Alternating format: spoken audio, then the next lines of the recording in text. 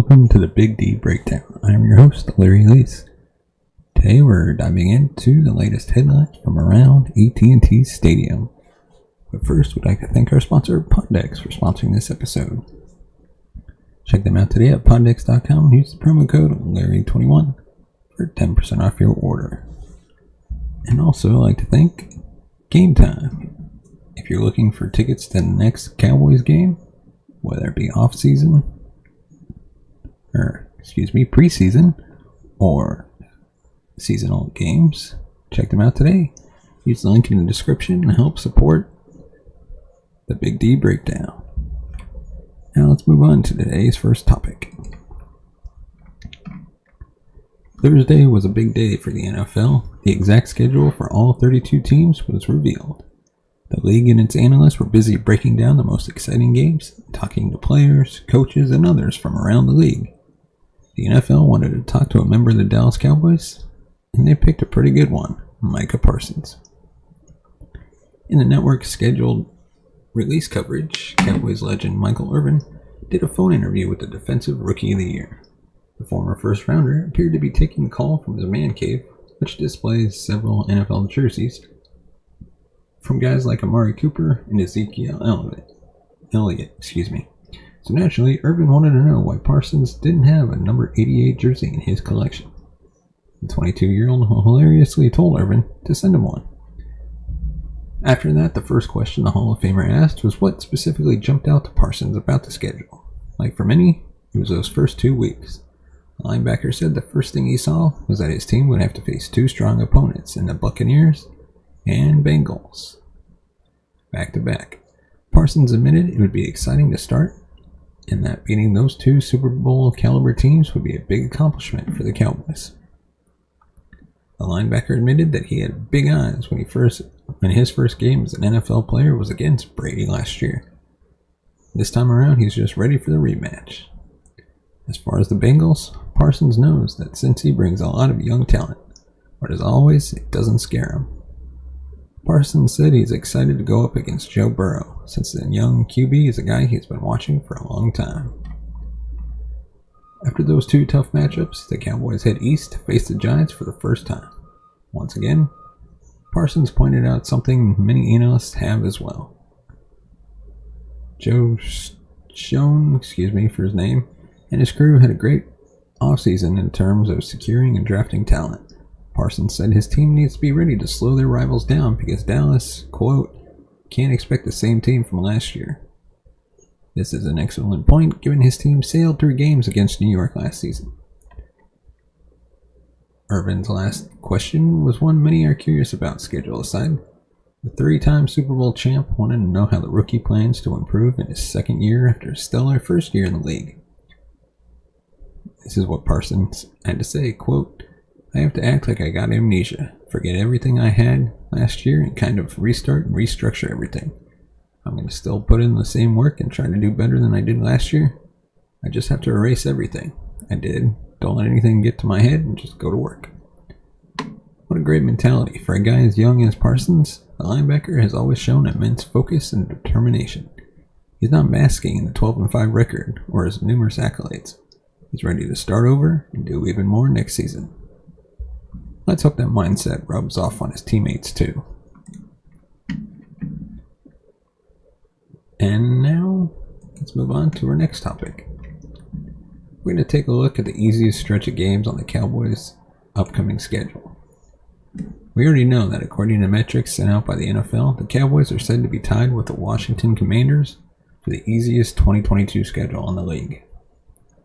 The Rams, unsurprisingly, have the toughest schedule, a common thread for teams who win a Super Bowl the prior season. However, what the opponent win percentage doesn't show is a few seriously tough games on the Cowboys' docket. The Cowboys will have to take on the Tampa Bay Buccaneers, the Bengals, the Rams, all in the first 5 weeks of the season. Those three are arguably some of the top teams in the league, with several impressive players on both offense and defense. So why do the Cowboys have such an easy schedule? Because they play 6 teams who had 6 wins or less last season. The tough games at the beginning of the schedule are heavily overshadowed by some pretty easy wins. For starters, the Cowboys get to play the NFC East teams twice. The NFC East is often considered one of the easiest divisions in the NFL. That sends their schedule difficulty way down. Dallas also gets to play teams from two of the other weaker divisions. The NFC North was easily won by the Packers last year. The Week 10 matchup against Green Bay will be tough, but the Lions and Bears should be easy W's for the Dallas. The AFC South was dominated by one team. The Titans will be a difficult contest, but the Jaguars and Texans should be even easier victories than playing the Eagles. The other thing to note is that an easy schedule doesn't mean a Lombardi trophy. Dallas went 12-5 last year and still couldn't make a playoff push. Mary's team needs to not let the schedule strength deter them from focusing on the ultimate goal. It was tough to pick the easiest patch of games simply because the standout difficult matchups are sprinkled throughout the season. However, I believe weeks 12 to 15 should be the easiest. The nice thing about having a simpler stretch, towards the end of the season is that hopefully the Cowboys will be able to pad their record to help their playoff standings. In week 12 through 15, the Cowboys have 3 home games in a row before a road game in Jacksonville on week 15. Even though we are deeming this the easiest stretch, it certainly doesn't mean these games won't come with challenges. So now let's take a look at these matchups. We got the Thanksgiving matchup on week 12 against the New York Giants. In theory, any game against the Giants should be easy. They did add some key components in the draft, but the Cowboys are still the better overall team. This will also be the second time Dallas takes on their NFC East rival, so the team should be fully prepared to take down the Giants and then eat some turkey. And then the following week, we have the Colts facing off the Cowboys. All eyes will be on the Colts and Cowboys in this Sunday night football game. While the Colts are likely the most formidable of the opponents during this stretch, Dallas and defensive coordinator Dan Quinn certainly know a lot about Matt Ryan. Indy is a good team, but certainly has struggled on the road and could fall to Dallas under the bright lights of Sunday night in Arlington. Week 14 is Houston Texans against the Cowboys at home. If there's any home run game, aside from maybe the game against the Lions this season, it has to be this one. Sure, there will be more animosity as the Cowboys face the other Texas team, but Houston has been on the struggle bus for several seasons. This should be an easy W at home.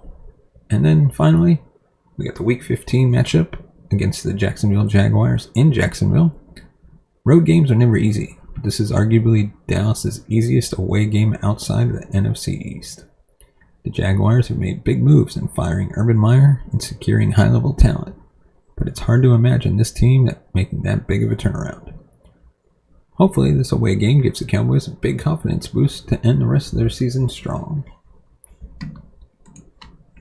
And by covering the easiest stretch, we also have to take a look at their most difficult stretch. Despite the fact that NFL analysts believe they have the easiest schedule, the Cowboys do have some pretty tough matchups to get through this season. It's likely that part of the reason analysts feel this way about the Cowboys is the NFC East itself. In fact, the 4 NFC East teams represent the teams with the 4 easiest schedules out of all 32 franchises. Cowboys and Commanders are tied at .462 for opponent win percentage. Philadelphia is at .464. The Giants at .465. However, when you look at the Cowboys schedule more closely, there are certainly some tough games on the docket. So much so that it's almost easier to pick the hardest stretch of games than it was to select the easiest. And while the NFC East may not be the strongest division, all the teams had very impressive draft additions that may change things up in 2022. The runner-up for the most difficult stretch, we decided, was week 15 to 18. Dallas will have to play on the road for 3 of their last 4 games, and the home matchup is a rivalry, one that will likely have playoff implications on Christmas Eve. However, Jacksonville, Tennessee, and Washington are far from the toughest opponents the Cowboys will face next season. So you're obviously asking which stretch of games in the Cowboys' regular season will be the most difficult? For us, it's going to hurt, but the toughest stretch is unfortunately right at the top, weeks 1 through 5. It's definitely going to be a big challenge for Mike McCarthy and his team for a number of reasons. Before we even talk about opponents, we can talk about the roster itself. It is highly likely that one of the two top receivers on the depth chart will be out for most of it, if not all of these games. Michael Gallup, who is currently recovering from ACL surgery, was expected to be healthy by August, but later reports revealed that the acrobatic receiver may be out for at least the first 2 to 3 games of the year. That means Dallas will be without one of its top receivers against the Buccaneers, the Bengals, the Giants, the Commanders, and the Rams. Facing Brady and Burrow back-to-back wouldn't be easy for the best teams in the NFL. Having your toughest games right at the start is always challenging. You can't rely on momentum, and you don't have much time to make major adjustments. While the New York game will certainly be easier, it is on the road, and Dallas will have to prepare for Kayvon Thibodeau and Evan Neal with very little film to go off of. The Commanders at home should be a walk in the park. That's immediately followed by a road game against the reigning Super Bowl champions. Hopefully, Gallup will be back by the Rams game at the very latest, which should bring a boost. Until then, Dak Prescott is going to be throwing to essentially one receiver he has experience with, and that man, CeeDee Lamb, is only entering his 3rd year. Prescott will have limited experience with James Washington, Jalen Tolbert, and Noah Brown. Aside from Gallup, the Cowboys likely expect first-rounder Tyler Smith to start in Week 1 on the offensive line. Despite being young and raw, it's also the first time the Cowboys will play without Randy Gregory and Amari Cooper. This could mean a lot of trouble for the boys, and it all comes at a very inopportune time. With tough games at the top, there's no wiggle room to get used to certain aspects of the game for new members of the team.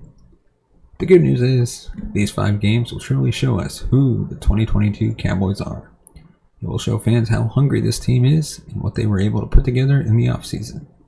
Dallas can come out and win these tough games. The team's haters will finally give the boys the respect they deserve.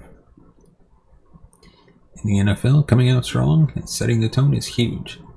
Even though the Cowboys lost their opening game against the Bucs, their impressive performance in Prescott's first game back gave them confidence and momentum for the beginning half of the season. Hopefully America's team can come out with at least 3 wins in this challenging stretch. It will be a huge morale booster if they can. Let us know your thoughts in that comment section below. What do you think are the toughest matchups that they have scheduled for next season? And before we move on, please hit that like button and subscribe to the channel, and hit that bell notification to be notified of future videos. And now, on to our next topic. Make or break X Factors for the upcoming 2022 season.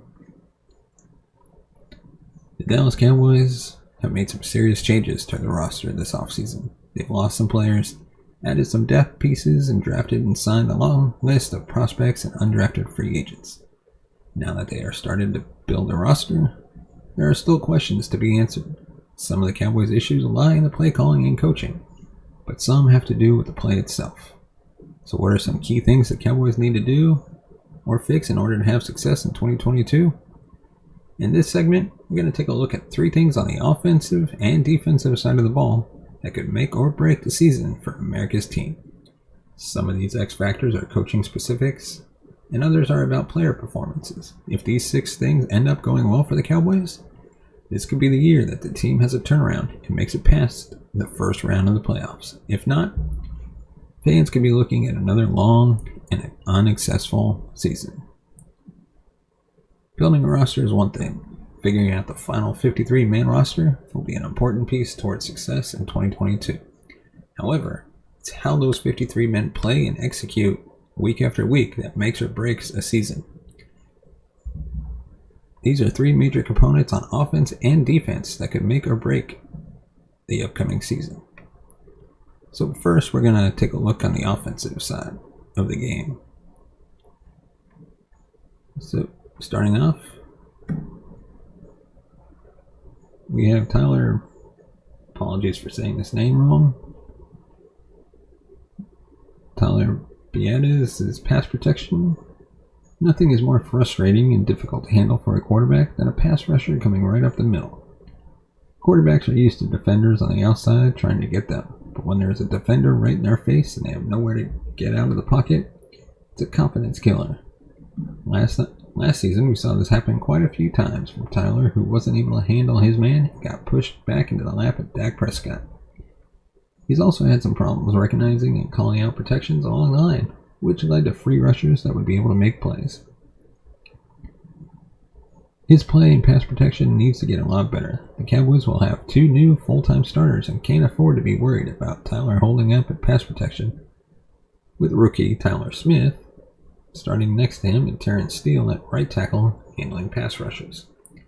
If he can't be better in pass protection, it'll be a long and tough season for Prescott. Next up, Mike McCarthy's influence on play calling. Ever since taking over the Cowboys' offensive coordinator position, Kellen Moore has only been able to make things exciting on offense for the first few weeks. Then once teams are able to figure out what he's doing, he isn't able to come up with a counterpunch. For that reason, this offseason, we heard that head coach and offensive guru Mike McCarthy was going to be helping Moore develop game plans in order to help keep the Dallas offense in rhythm and moving. If McCarthy is able to boost this offense during the times when Moore just can't seem to get a handle on things, having 2 different play calling styles could be enough to keep teams guessing and give the Cowboys offense an edge over defensive coordinators who aren't sure who's calling the plays. If McCarthy helps game planning and does nothing on game day, then we could be in for the same hot and cold offensive output we saw in 2021. Next up, we're taking a look at Tyler Smith's effectiveness in the running game. Just like the passing game for the Cowboys in 2021, the running game started off strong with Ezekiel Elliott and Tony Pollard running all over defenses. Then once teams took away the inside, the running game fizzled out. The Cowboys are betting that the addition of Smith at left guard, paired with Tyron Smith, will give this Dallas running game a physical boost. Tyler Smith's aggressiveness and physicality have been well documented, but yet we've yet to see what he can do against NFL-caliber defensive linemen and blitzing linebackers. If Smith can hold up in the running game and continue to maintain his aggressive and physical game at the next level, then Elliott and Pollard should be able to get back on track this season and help take the pressure off of Prescott and this passing game without Amari Cooper. If the rookie can assist, we could see the other well-documented fact about Smith, which is his ability to draw penalties at a high rate. Although many fans were excited about Tyler Smith's high ceiling, there was a lot of concern about his large number of penalties last season. After getting rid of Connor Williams, the last thing Dallas needs is another guy on the line to lead the league in penalties. Hopefully Smith can learn some discipline and be both aggressive and clean for the offensive line.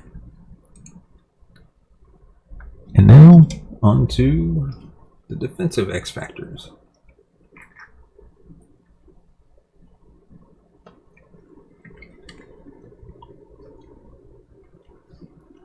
Starting off, we got Dante Fowler Jr.'s impact.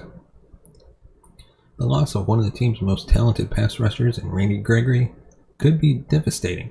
Adding the public fighting between Cowboys owner Jerry Jones and Randy Gregory immediately puts a spotlight on the player who will be brought in to replace him. That player is Dante Fowler Jr., who's going to have one of the biggest magnifying glasses on him all season. He will be compared constantly to Gregory in terms of his impact on the game. Luckily for Fowler Jr., he's already been in Dan Quinn's defense and knows what will be asked of him. That should help the defensive end hit the ground running and lessen the pressure placed upon him by a situation he had nothing to do with in the first place. Fowler Jr. was a first-round pick for a reason, and if that's what the Cowboys are able to get, then it's a win. If he isn't able to return to form and becomes more of a rotational pass rusher, and Dorrance Armstrong, a rookie, D. Williams overtakes him, then this will look even worse for Jones and the Cowboys' defensive production overall. And then we go and take a look at Micah Parsons. One of the main reasons the Dallas defense was able to create so much pressure was thanks to Quinn's ability to move Parsons all over the defensive line. Teams weren't able to figure out if he was dropping back into coverage, rushing the passer, or spying on the quarterback. That inability to account for Parsons gave the Cowboys the upper hand most of the time. This was also when Parsons was dealing with a knee injury he disclosed after the season ended. So just imagine how much he might be able to do when fully healthy and a full season under his belt. All of this will mean nothing if Quinn is forced to move him to the defensive end spot due to injuries or lack of production out of guys like Fowler Jr. Parsons in a one known location will diminish his playmaking ability and allows teams to take him completely out of the game. The Cowboys and Quinn need to do whatever they can to keep Parsons' position on the field on each play a question mark for teams, for this defense to have continued success in 2022. In the run defense, improving is a serious make-or-break X factor for the Cowboys this season. Feels like every offseason we're talking about this Dallas defense being unable to stop the run at critical times in the game. Each year, we're also talking about how this team needs to add a dominant defensive tackle to help plug holes. Yet fans are disappointed when Dallas continues to take undersized defensive tackles year after year after year, draft pick after draft pick. Thankfully, the past 2 seasons have been different. The addition of Quinton Bohanna in 2021 and this year's addition of John Ridgway could finally help add size to the defensive line. Both are over 300 pounds and should be able to help keep linebackers free to make plays in the backfield with a line of scrimmage to limit rushing gains. Bohanna has a season under his belt and should be better prepared to come in and take over the nose tackle position, while Ridgway comes in as a rotational player to start his career. If Bohanna and Ridgway aren't able to anchor the defensive line and allow linebackers to make plays, then this defense will continue to allow offenses to pick up yards, slow down the game, and keep Prescott and company off the field. Hopefully this duo will finally be able to put the issue to rest. Let us know in the comment section below what your thoughts are on the X factors of the Cowboys this season. Is there somebody we missed or some part of the aspect of the game that we missed that we should have included? Let us know in the comments. As always, if you want to support the channel, you can buy me a coffee at buymeacoffee.com/thebigd.